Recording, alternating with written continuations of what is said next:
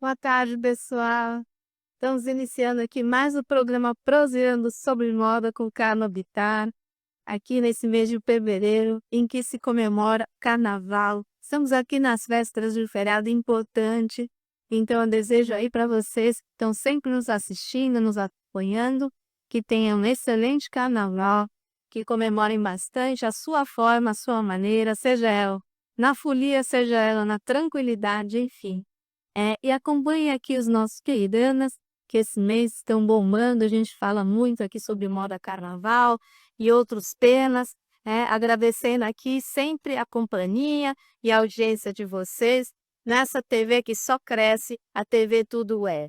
Então, gente, hoje eu trouxe aqui um tema super importante para vocês, tá? Para a gente relembrar o cenário da nossa projeção nacional, das nossas super modelo internacional, a primeira top model brasileira. Nós vamos relembrar a trajetória de Vera Valdez, pessoal, que foi a modelo predileta de Coco Chanel, tá, pessoal?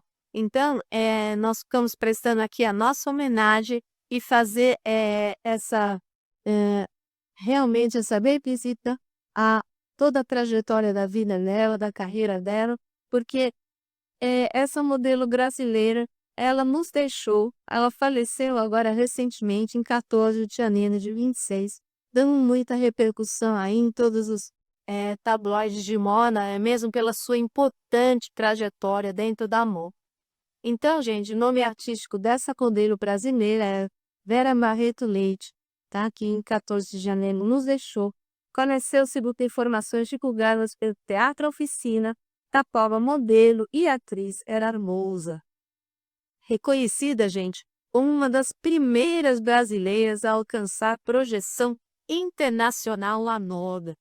Valdez estreou nas passarelas de Chiaparelli em 1952. Pessoal, então ela foi muito precursora, realmente é uma pessoa pioneira, vanguardista na moda, então a gente não poderia deixar de prestar essa homenagem, né?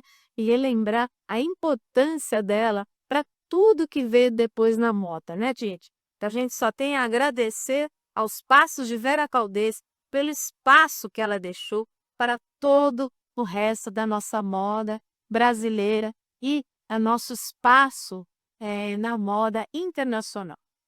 Gente, ela trabalhou para Christian Dior, tá? E para Coco Chanel em 1954, gente, numa época que realmente quase não havia essa grande repercussão, né, da cena de moda, principalmente brasileira, né, gente, que a nossa moda era muito tímida ainda, tá? Mas foi lá, ela se tornou uma das favoritas de Coco e desfilando para a Maison até o último desfile antes da morte da estilista, em 1971.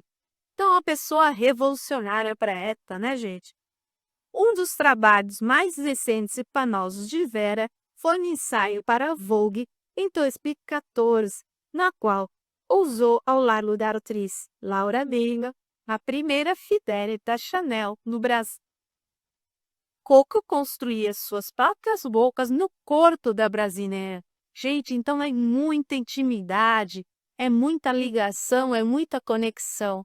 Então, realmente, ela foi muito importante, gente. Olha que lugar de honra que ocupou essa nossa modelo brasileira.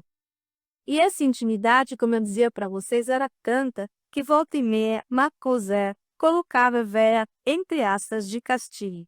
Então, porque como a Vera, ela é Chanel, confeccionada as roupas no corpo dela, então ela ficava ali horas chovendo, né? Então ela ficava como se estivesse no castigo. Mas ela adorava, né? A Vera adorava porque ela podia ouvir, como dizia ela, toda a fofoca entre Chanel e sua melhor amiga, a baronesa Maggie Van Zule, contou Vera a Vogue em 2014. Então, gente, olha só que lugar de honra, né, que ela conquistou mesmo. Entre 1956 e 1958, Vera voltou ao Brasil, onde casou, trabalhou como manequim na tradicional Casa Canadá, atuou no teatro, gente. Sempre que podia, ela migrava para Popo, que é chamada de Meu Pequeno Pássaro das Ilhas. Em 1979, Chanel havia recuperado o trono após retornar à alta costura depois de fechar o seu ateliê, devido à Segunda Guerra Mundial. Vocês já imaginaram isso, pessoal? Olha isso, o ateliê teve que ser fechado por conta da guerra. Então, olha a época que essa nossa modelo representou o nosso país, não é mesmo? Assim, que pisou novamente na cidade, Vera avisou Mademoiselle e foi chamada imediatamente ao lendário apartamento na Cambon para o almoço em que acertaram seu comeback, seu retorno. Na época, cada maison tinha seu próprio time de manequins que serviam tanto de modelos de prova quanto de desfile. Nessa segunda temporada com Chanel, que foi entre 1959 e 1963, Vera assumiu o posto de manequim vedette, estrela de todos os desfiles. Gente, olha a importância disso. Inclusive o famoso catwalk, com o salão fechado para Greta Garbo. Abre aspas, gente. Acho que foi a única vez que fiquei em uma passarela horas a fio, sem querer ir embora. Lembrou Vera. A menina agora tinha crescido e virado mãe, e Chanel encantou-se ainda mais com ela e sua filha. Então, no Brasil, gente, Vera consolidou sua trajetória nos palcos, com atuações em montagens como Bacantes, em 1986, e O Rei da Vela, em 2018, no Teatro Oficina. No cinema nacional, também participou de produções como As Cariocas, em 1966, e O Homem Nu, em 1961.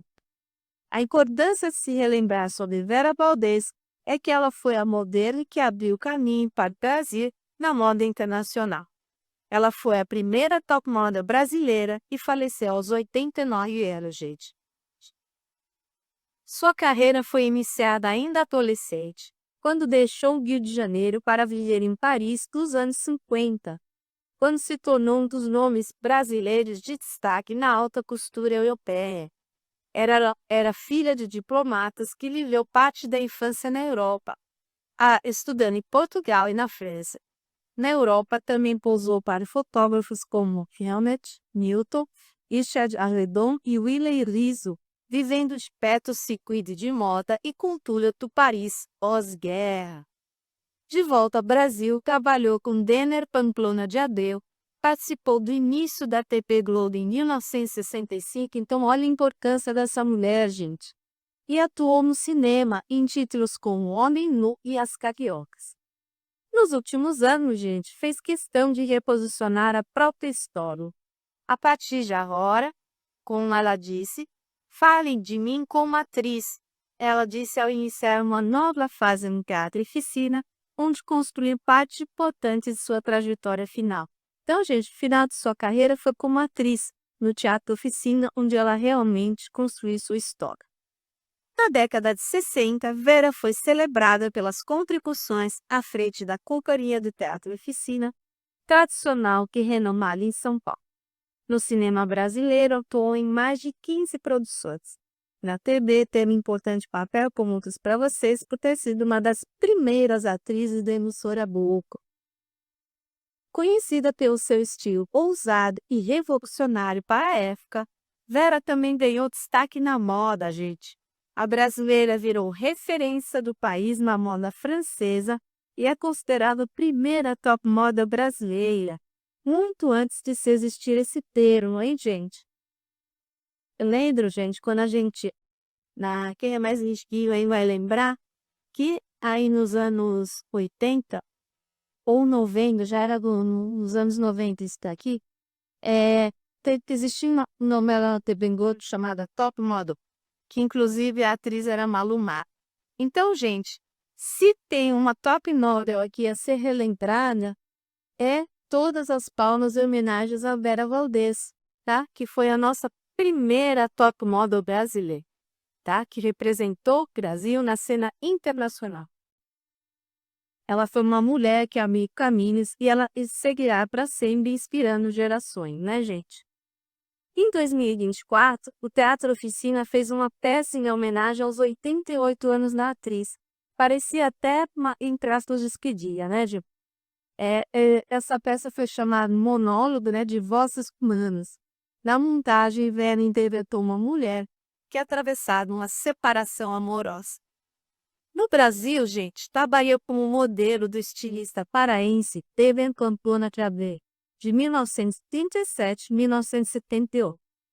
Sua última aparição nas telonas foi nos filmes A Alegria é a Prova dos Nove, Feira da Adra e Tia Virgínia, todos em 2023. No final da década de 50, se casou com o ator Luiz Linhares, com quem teve uma filha, Paula. Do relacionamento com Pedro Moraes, jornalista e filho de Vinícius de Moraes, ela teve Mariana de Moraes, 56, cantora e atriz. Olha só, pessoal, que importante aí, né? Unir aí famílias e legados aí dentro da moda, dos palcos, né? E também da música aí, com o trombo da música de Vinícius de Moraes, né, gente? Então, ela veio a se casar com o filho de Vinícius de Moraes.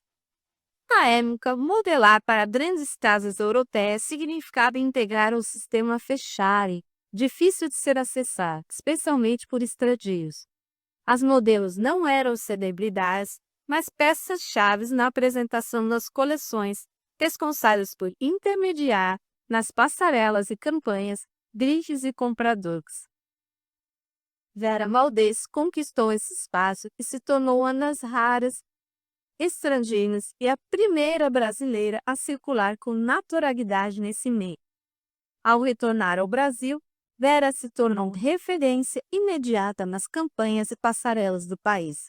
Foi musa de Denner Pamplona de Abreu, um dos principais nomes da moda brasileira dos anos 60, responsável por vestir primeiras damas e ajudar a construir o que hoje é chamado de luxo brasileiro. Então, olha a importância desse estilista também, né, pessoal? Com quem ela trabalhou durante um bom tempo. Com Denner, Vera ajudou a consolidar uma moda local, sofisticada, autoral e à altura do circuito internacional. Presença constante em editoriais e campanhas de diferentes grifes, Vera Valdez se firmou um símbolo de uma geração que profissionalizou e internacionalizou a moda brasileira. Então, gente, todos os modelos que vieram depois, né, devem saber, devem conhecer a trajetória de Vera, porque foi realmente ela abre alas disso, toda essa história que a gente tem aí escrita hoje, né, gente? Enquanto hoje nós vemos personalidades da internet e da TV se arriscarem, entre aspas, na passarela, o oposto acontecia no século passado, né, gente? Então, fazer sucesso na moda abria porta para outros campos culturais, como teatro e cinema, onde Vera também foi pioneira nesse movimento e fez história. A manequim brasileira encantou Coco Chanel e influenciou seu trabalho de forma direta e importante, como, por exemplo, no uso do vermelho em suas criações. Foi após o período de Viena que Coco conheceu Vera e elas começaram a trabalhar juntas. Então, gente, como eu dizia aqui para vocês, a importância do vermelho e da cor vermelha que está aí de volta nessa temporada de 2026 promete ficar durante todo o ano, tá? Então, já mostrei aqui um pouquinho dos acessórios vermelhos. A gente, da Vila das Joias, tem uma coleção inteira de vermelhos chamada Places in Red. Confiram lá nas redes sociais. Gente, agora eu vou falar sobre uma entrevista que Vera deu em 2009, gente. Justamente sobre essa cor icônica, o vermelho. Quando pouco me conheceu, eu vestia um casaco todo vermelho, de botões dourados. Foi quando o vermelho chamou a sua atenção. A partir de então, Coco começou a usar pouco do vermelho nas suas criações. Olha, gente, que importância, né? Como essa cor realmente tem todo o destaque e ela realmente dá um boom em qualquer look base, não é mesmo, gente? Sobre a diferença das modelos de antes para as atuais, o que Vera diz? Entre aspas, abre aspas. Sem dúvida, Naquela época, a função da modelo era saber como carregar um vestido no corpo. A elegância era fundamental e não a beleza da modelo. Hoje é business. As meninas sonham em ser modelos pelo dinheiro, pela fama e não pela elegância. São robôs, bailes, todas iguais. A moda era composta de peças que serviam para as pessoas vestirem e não para se exibir. Não dá para comparar o pensamento da minha época com o atual. Então, gente, é isso que, nas palavras de Vera, ela falou sobre as diferenças, né, de pensamento entre a modelagem da época dela e da época atual, né, gente? Então, antes o que ditava esse cenário era muito a elegância. Hoje é mais um grande negócio, né, gente? Então, tem muito aí da aparência, né? De todo um glamour que está por trás da carreira. E não e mais assim a questão de querer destacar a beleza da modelo hoje em dia. Quando antigamente o que essa modelo precisava era de elegância para carregar os vestidos que ela iria usar.